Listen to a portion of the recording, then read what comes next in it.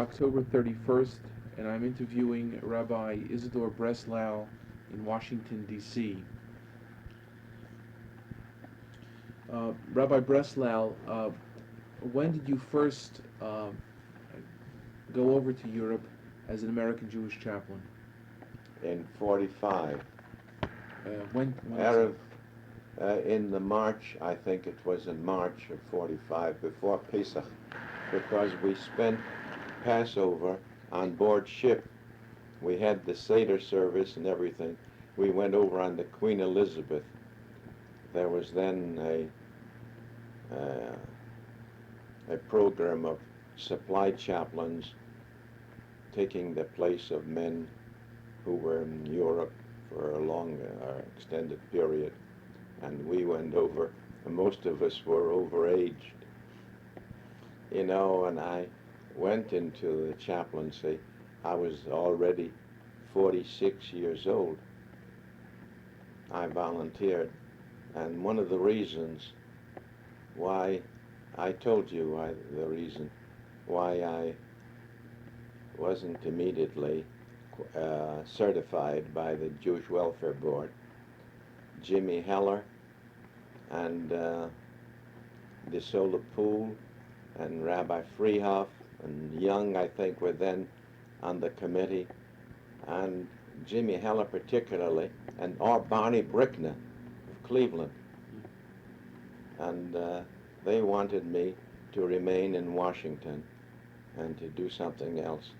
But I got a telephone call from the Pentagon one day asking whether I wanted to enter the chaplaincy. I said, of course, I've been waiting for a call. They said that I could enter immediately on one condition, and the condition was that I would accept a certain assignment that they reserved for me. And that assignment was with the WAC, Women's Army Corps, in Daytona Beach. There was a station there. And they thought I was of an age. I had two children who were already grown adolescents, and they felt that that was a safe assignment. They didn't want to put a young man in there. But I didn't consider it too much of a compliment, but I wanted to get in. I said, of course. And I stayed on for about 10 months until I was transferred. I wanted to go overseas. And it took me a year. Finally, I became in charge. I came in to be in charge of an orientation program at Camp Butner for returnees from Asia particularly. And I had to develop an orientation program for these boys who were coming back. And it proved to be very popular with the Army, because on the dry run they liked what I had to say to these new boys. And I attribute it to the fact that I was maturer than most chaplains. And I dealt with the problem realistically, with the result that I stayed on at Camp Butner for about 6 months, and then when I was transferred to Asheville, North Carolina, I continued there, and from there I went overseas in March of 45, I think it was, with a group of overage chaplains. And when was your first encounter with the DPs, or the Jews? In Marseille, in southern France. I became supply chaplain at Marseille. I was transferred to a hospital unit in Aix-en-Provence, and I didn't like it. It was one of the routine assignments. And then when I discovered that they were needed a chaplain at the base, I was transferred there, and I became supply chaplain. And we were staging then for CBI, I think it was, China, Burma, India, and I had to supply proper wines for the Catholics, and a special kind of grape juice. What do you call it when they boil it? Yeah, boiled wine. I don't know. I just for the Jews. No, No? for the Methodists and Baptists who Oh, I- didn't want to use wine. For the Jews, I had wine. Oh, you had regular wine. Regular wine, plenty of it. Mm-hmm. We got, finally, I secured wine as a, from France, as a reverse Lend-Lease. And I had, before I came, there was a scarcity, and when I took over, we had an oversupply. In the reverse Lend-Lease, we could get all the wine we wanted. The Catholic chaplains blessed me all the way down the line, because they had not only had enough for the services, but enough for themselves and to bathe in and to do whatever they'd like. I also had to get flour at the time for the Catholic wafers. Mm-hmm. The nuns baked them the nuns outside of Marseille baked them, and I got them 90 bags of 100 pounds each of flour, and they had enough to last them for years and years. Now, can we be more specific in terms of your activity with the Jewish Yes, the remnants? I once a week I had to make a trip to Nice, Yeah. Well, first, yeah. This is their first. From Marseille. Yeah. and there I found returnees. There were about 5,000 returnees in Nice at that time. Do you remember which month, which day? It was shortly after I arrived, in April Mm-hmm. or May, I don't know. But I brought them food, items which they exchanged in the black market for their respective needs.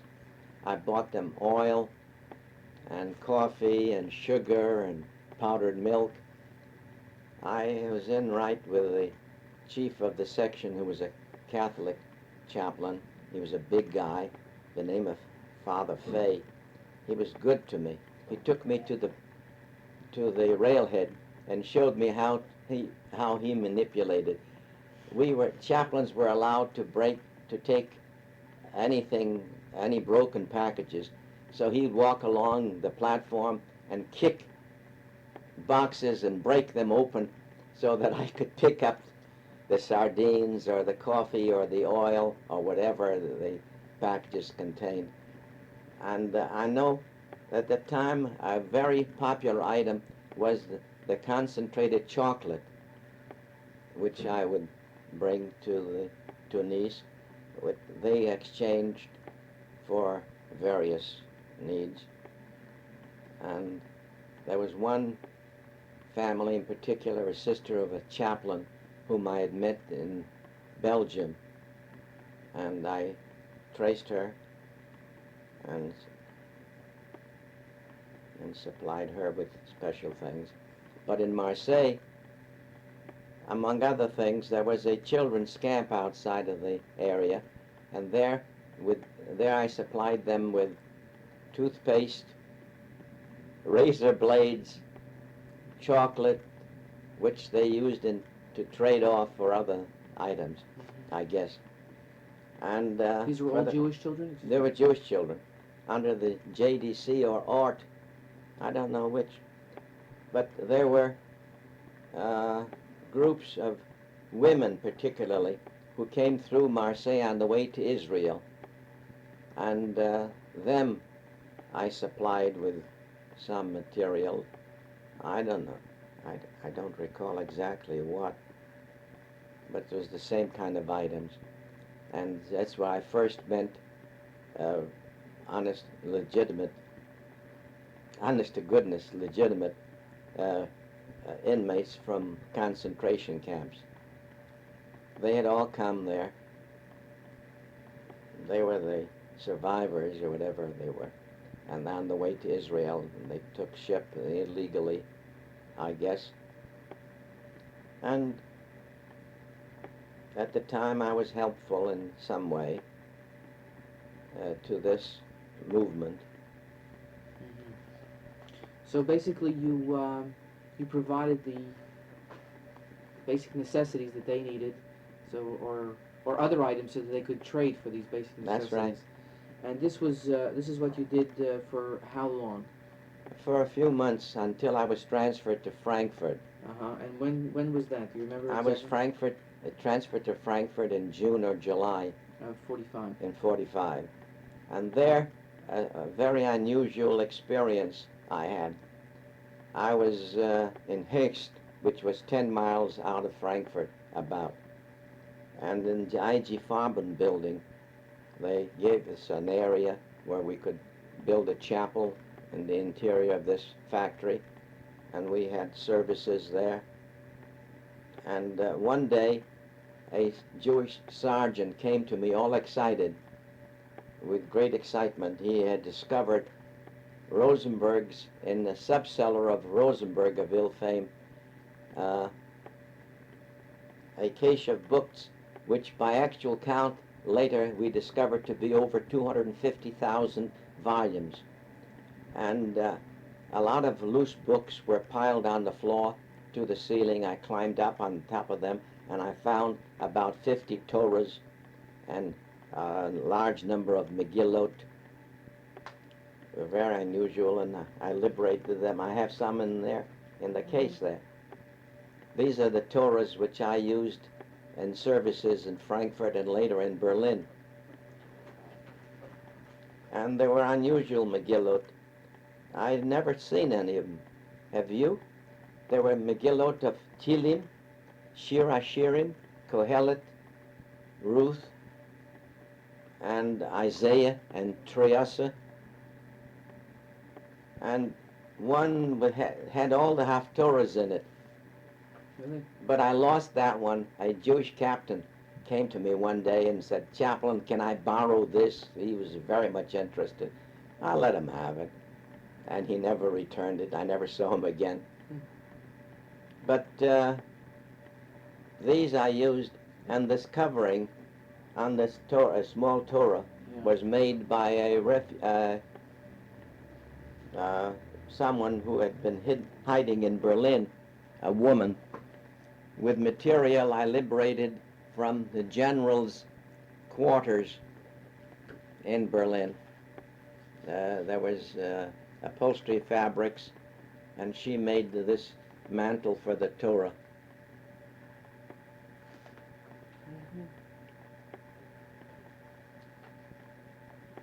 But in Frankfurt, I found very early, as soon as I had arrived, that there was a group of refugees, of inmates from concentration camps, who had taken over a hotel. And I remember getting them glass in the windows, and from sergeants, mess sergeants, I got barrels of bread. You know, the army officers were fed sandwiches, but they were very particular. The ends were cut off, you know? Yeah. And they were thrown away. But in these cans, the sergeants would hide underneath a lot of good food for me, good bread, full loaves of bread, and some meats. I don't know whether, I'm sure they weren't kosher. But this is the people who came out of concentration camps. I found them well organized in this camp. They had their own stamp, their own Which camp was this? validation in Frankfurt proper. Oh, in Frankfurt proper. They had set up a camp? And a hotel. In a hotel. Do you remember the name of the hotel? I don't remember the name. I brought a American colonel once to there visit them, and he was very much impressed with their ingenuity and they got for example, they got two motorcycles somewhere, which they legitimatized by their own stamp. They were a committee for refugees, and they had access to fuel. And Israel Goldstein, Rabbi Goldstein, once visited me in Frankfurt, and I brought him to this camp, to this hotel, and he gave them a gift of money. I told him not to because it couldn't mean very much, because I was getting much more from Jewish soldiers. I would take up a collection at services of cigarettes and whatnot, and you know, the cigarettes were worth their weight in gold. Every cigarette was worth $1 per cigarette, and the boys used to put in whole packages for me. And in Hearst also, I met a JDC worker who had an office up above me in this same I.G. Farben building. I was surprised to see her when I did, because it was after 2 weeks after I had come, and I was wondering why she hadn't come to me sooner. She came to me with a personal problem of her own nature that a chaplain or a rabbi might be helpful in. And subsequently I was transferred to Berlin, and there was my most interesting period of service. And what time was this? What dates? Just before Yontif, Rosh Hashanah, 1940, about a month before Rosh Hashanah, 1945. 1945. I must have been in Frankfurt July and August, and in September I came to Berlin, and there I think I was the first Jewish chaplain in Berlin, and I began preparing for the High Holy Day services, and we had the what is that building, that scientific building where they had made experiments for the atomic bomb the Germans had. And we were having services there. That building was left intact.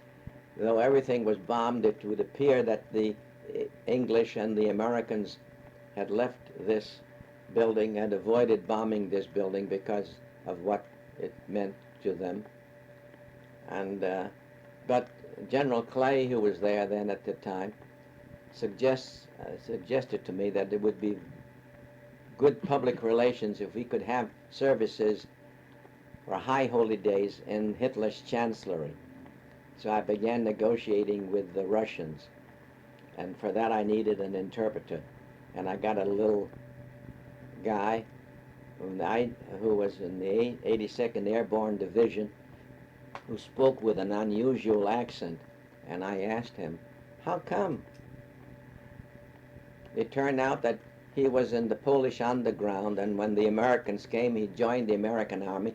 How come, I asked him, did you join the jumpers? He said they paid more. It was very simple. He turned out to be the executive of YIVO.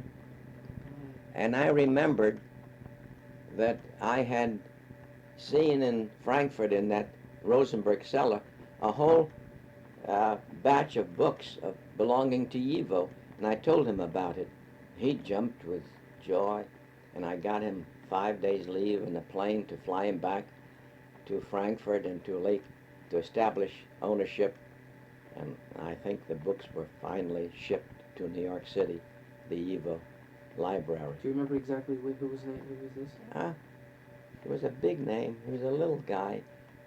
I don't remember his name. I don't think I even have it on the record. I've got a lot of, I've been going through. I had a slight stroke in June, and as a result, we moved in here. I have been unable to go through all of my papers, and I have records somewhere of all this material, of this period, but I'll get to them eventually. Within a few months. My left hand is still difficult. I have difficulty with it, the manipulation. And the Russians promised me Glicken, that they wanted to cooperate, and they kept telling me, come back next week, we'll receive word from Moscow. And they never got word. And so we conducted services in this scientific building. Mm-hmm. Now, General Clay came to you and asked you to do this, or you had gone to him? No, word came to me not from the general directly, but from his staff, that it would be a good thing for PR if we could have the services. And the Army was willing to put in a mobile electric unit to light the place up, and so forth and so forth. It would have been a great thing. The Army wrote it up. I saw somewhere this report in Berlin, in the Berlin Army paper of the period, but it didn't turn out. The Russians. The only thing I got out of it was this jumper, who was the executive of Vivo, and whom I reunited with his books. This was a wonderful thing for me. There were a few civilians in Berlin, and they came to services, and I helped them out with food. I had plenty of packages. What type of packages? From Army food. I would make them up myself. You'd make them up yourself. All kinds of things that I know up so fast. I invited them all to come down to my office, and I had huge bags of food for each one. And my an outstanding experience was with a gentleman who was a judge comparable to a state Supreme Court judge in Berlin, and he came to see me, and of course I used to offer him a cigarette and tell him to keep the pack, which was greatly appreciated. And then we talked, and finally he said to me, you know, this is a strange experience. Here I am meeting for the first time a rabbi from the United States, and what do we talk about? Food. Of course, that was the topic. Food meant so much to them. People who had been starved and in hiding for 3 or 4 years. These Berlin people, civilians, had not been in concentration camps, but had been in hiding. And there were so few of them because most of them were released to the Germans prior to the Germans, because when a Jewish family was hidden by a German family, they gave them their valuables, a ring at a time, a piece of jewelry at a time, and so on. Well, they ran out of it. They had no more to give them. They would be told that it's too dangerous, they can't hide them any longer. And for that reason, there were so few of the Berlin people who had been in hiding. I have pictures of them somewhere.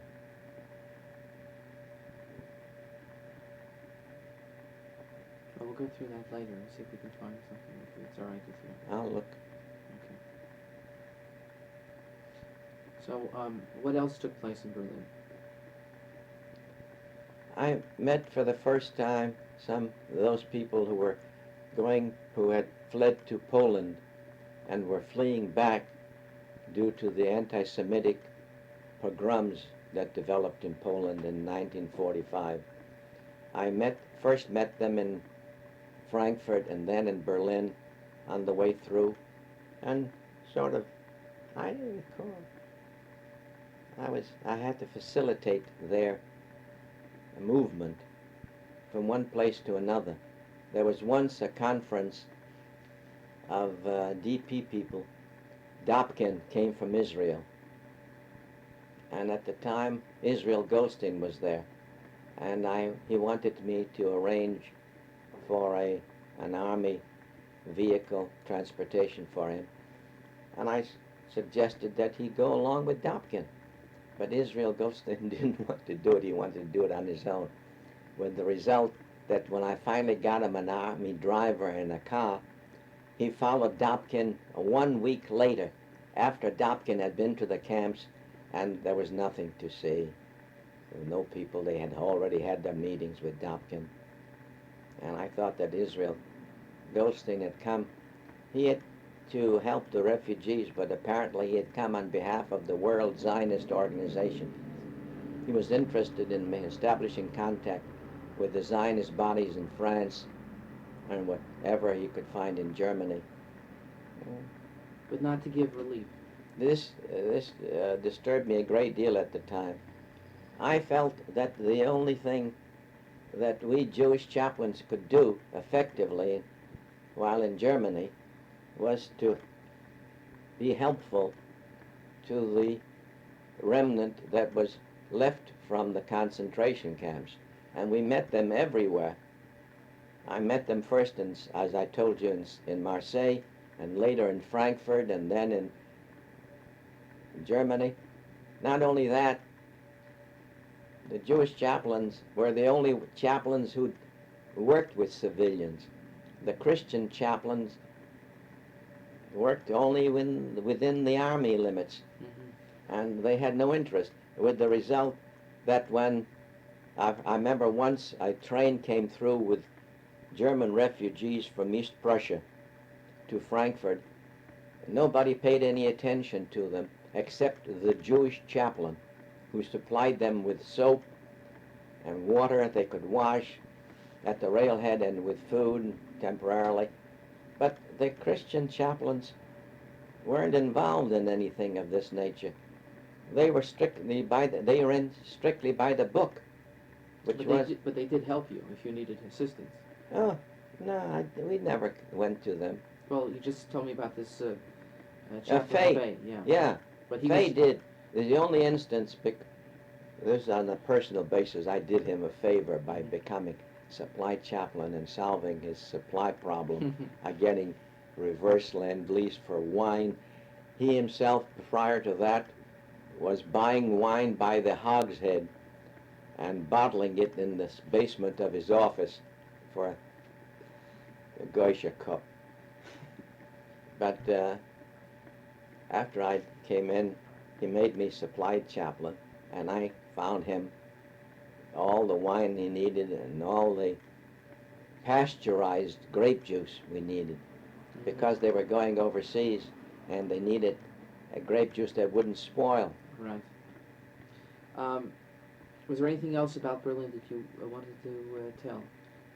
About Berlin? Yeah, about your experiences in Berlin. Yes. A guy came to me once who was a young man, a middle-aged man, who called himself Prince something or other. And he said he had a grandfather who was Jewish. And he asked me to come and visit the grandfather. And I visited the grandfather, and I guess the grandfather was Jewish. But during the war, he had passed, and all the family had passed as Christians, naturally. And all that they wanted me was to secure visas for them all to come to America. And nothing turned me off as much as that kind of a request. You know, all my life I've been an active Zionist, and the only salvation I could see for Jews in Europe while the camps was by way of Israel or Palestine at the time. And if anyone wanted to go to Palestine, we helped them along in one way or another. But coming to America, it left me cold. Maybe I was wrong. I shouldn't have done it. But I never had Jews who were 100% Jews who came out of camps who wanted to go to America. They wanted to be saved in terms of Palestine and the underground at the time. Dobkin came for that reason, to work it out.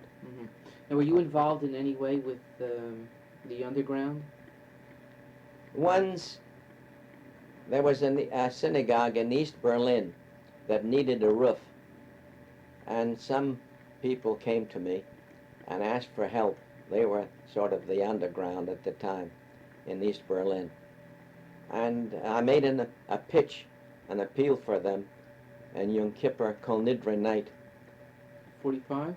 in 45, and I got over $600 or $700 worth in cash, plus baskets full of cigarettes, which I turned over to them, and this supplied, this was sufficient for them to build a roof over the synagogue in East Berlin.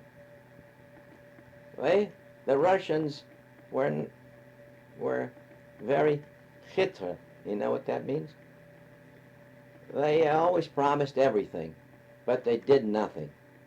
In fact, they hindered any religious organization or movement or development in their areas.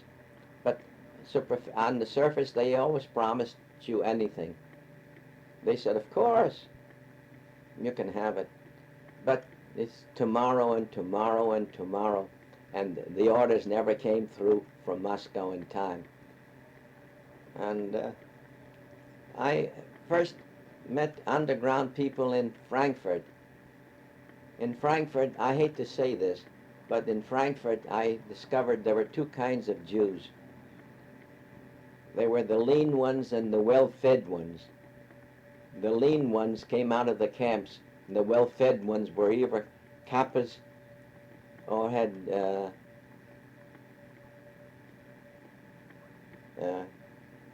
sided with the Germans. There were instances of this kind. I listened to so many complaints of one party against the other. They never got along too well. But I had one rule of judgment.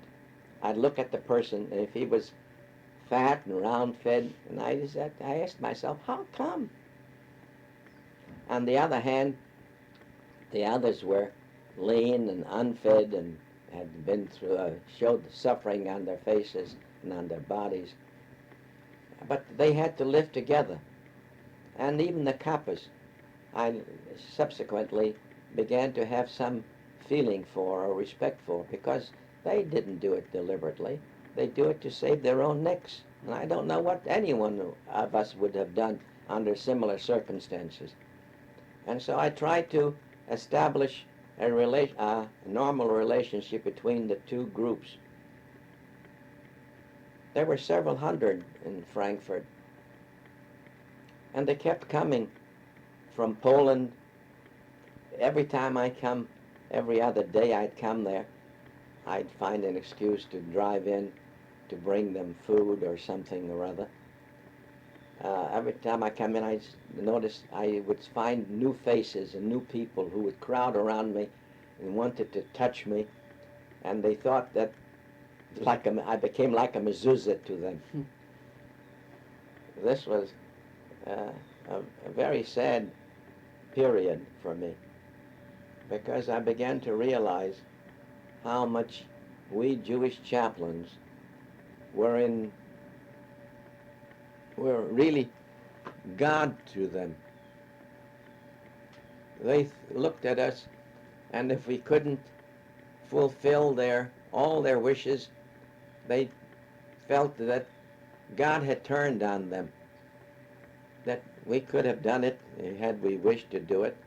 But my experience has been, and I met a lot of Jewish chaplains, those Jewish chaplains who came in contact with the people from the camps did a remarkable job. They violated every army regulation in order to help their fellow Jews, and they did. We all did, because that was our look. What did I think was more important, to conduct a Friday evening service or to help Jews survive? I was anxious constantly in the program of helping Jews to survive. And the services were secondary. I had visitors once from the Jewish Welfare Board. Isaac Tobin and Rabbi Gordon came to see me. I had met them. Isaac Tobin had come to see me first in Marseille and then in Berlin with Gordon.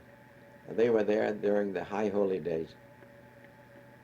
Isaac Tobin has never forgotten two things. First place, in Marseille, I drove him around through the city, and we drove. In Marseille, you could drive on the left-hand side or the right-hand side. You could pass a trolley car either way, either direction, and he thought that was a wild drive. And then he preached for me once in Berlin, one day of Rosh Hashanah, the second day of Rosh Hashanah, I think it was. What more can I tell you? What about packages that were sent from the States? Were you involved in that in any way? Yes, I initiated some myself. I wrote to my wife, who was then president of Hadassah, and asked her to send packages, and they did. And how did that? I'm told that there was a group of chaplains that met to discuss how to coordinate it. No, I never met with any chaplains. You just did this on your own. On your own. And I think most of the chaplains who operated in that area operated on their own. We had little chance of meeting with one another. In other words, you just saw the need for bringing in material that wasn't coming in any other way. That's right. We did everything. And you wrote home, and what was the outcome of that? The outcome of it, we got, I got a number of packages. The people in Marseille, the Jewish community in Marseille, were so grateful to us. We took over their synagogue. And I remember, you know, where the bima is in the center, and the seats are on the right and left and in front and in the back and the other direction, the Mizrach one. Right. There was the Oren Kodesh, right. And the rabbi sat, but I was on the pulpit. And we used to sing at that time Adon Olam in this new jazzy music where there is response and re-response. And the boys on the right hand, well, I used to get about 600 to 700 boys on a Friday night in Marseille. We were a staging area. There was a lot of boys. And they would shout Adon Olam on the left, and the people on the left would answer. To one day, one of the little women, a little old woman from the civilian group who were sitting in front of me, ran up on the pulpit and put her arms about me and bussed me and said, "Vive le Juif, vive l'Americain, vive le..." Which was everything. It was so exciting. The head of the Jewish community in Marseille was Jewish. It was a Jew who was in the wholesale liquor business. And I think he used to send to the chaplain's corps in return, in appreciation, a case of Armagnac, which Faye and the other chaplains appreciated very much. So there was a good relationship between us. Okay, so with regards to the packages, it just simply, they came and you distributed them. Yeah. Oh, You didn't I don't know even. I think they were sent to a central address I gave them. Did you have any difficulty with the Army receiving so many packages? Oh, no. Quite the contrary. The Army overlooked all our problems. The reports that had to come in, that wasn't important. The Army recognized that the Jewish chaplains had a specific problem to solve and to meet while in Europe, and the Army helped us by looking the other way when I was getting food. For example, I needed a pass to go into the railhead, and when I got the first pass, and when we came to the, to the checkpoint, the Catholic chaplain said to me, "These are fish eaters." His Catholic boys. And don't give them, just show it to them. And I would flash the pass, and that was all. And I retained that same pass for all the subsequent trips I made to the railhead. I was amazed how much we could do with so little. You know, a can of oil, a 2-quart can of oil, could be traded in the black market for a couple of loads of potatoes. It was another thing I remember in Nice. I wanted to find the old synagogue, and I found one finally, and I went in there, and it was cool and empty, and the base midrash I walked into, there was a young man sitting over a Gemara studying. And he paid no attention to me. He didn't want to be interrupted. When I spoke to him, I discovered that he had just been returned from a concentration camp, and immediately he began to fetch the bunk and to study Gemara, Talmud. Amazing. I was never so proud of Jewish people as I was in my service overseas. Those who were the victims and those who were free and who had managed to survive whatever way they could, who helped them. They were in Marseille, for example, during the Vichy regime, it was difficult for Jews to maintain their identity. Yet the community in Marseille continued services at the synagogue every Shabbat. And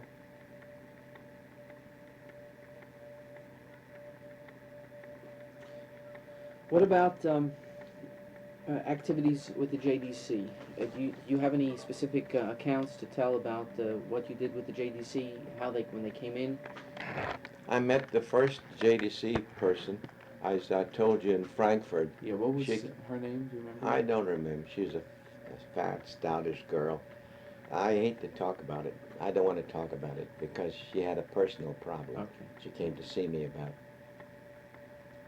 But I think Jordan was there. Charles Jordan? Jordan Oliver Sholem, whom Yeah, I got yeah. to know afterwards. He was there in Marseille when I was there on a trip, and he organized a camp, I think, outside of Marseille, a children's camp for children. Did you work in conjunction with the JDC? Did they ever call upon you to assist them? I don't recall. I think we had the routine material from them, and we responded whenever we could. Let me just turn this. That was early. Uh-huh.